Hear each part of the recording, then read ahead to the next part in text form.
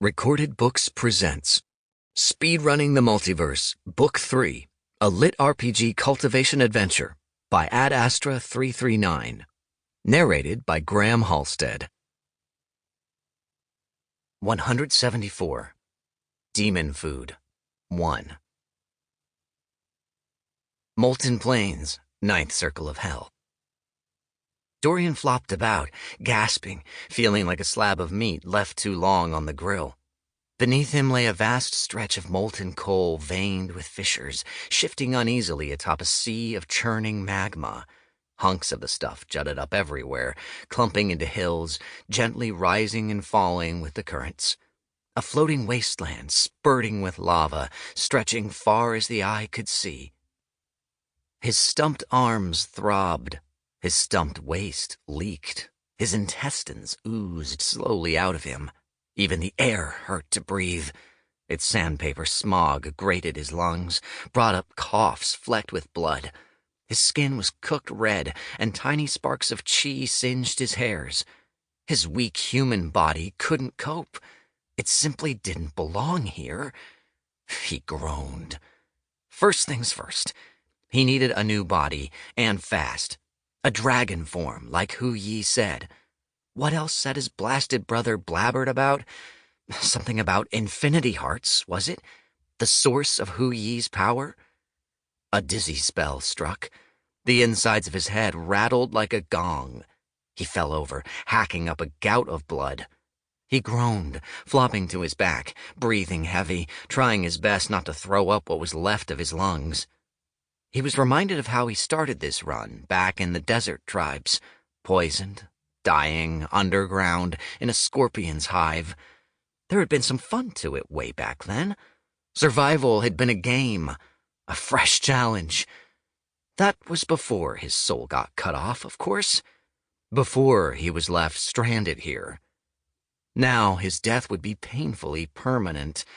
That stark fact sucked most of the whimsy out of it, truth be told.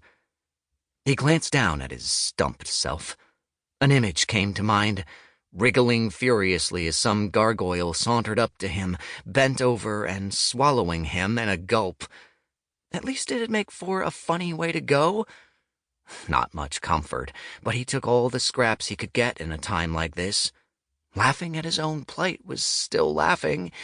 And if he didn't even have a little laughter left in him, he was done. What else did he have? He looked back down at himself. Not limbs, certainly. His bottom half was slowly sealing, sparking with darkness and fire, whatever little chi he had left trying furiously to sew him back up. Trying and failing spectacularly. It was like a very fat man trying to squeeze into pants a few sizes too small. Despite his best efforts, body parts kept spilling out.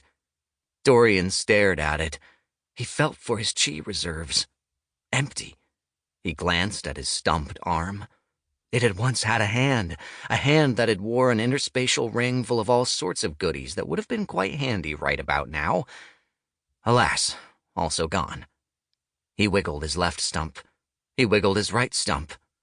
He frowned. It seems I'm fucked.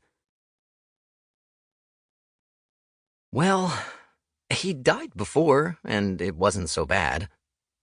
Wasn't like life was so much better. The only way he could bear living was by doing these runs, over and over and over. Up, down, all that running.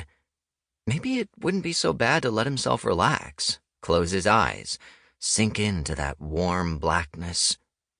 Bleh! Who am I kidding? Wheezing, he propped himself up to his elbows.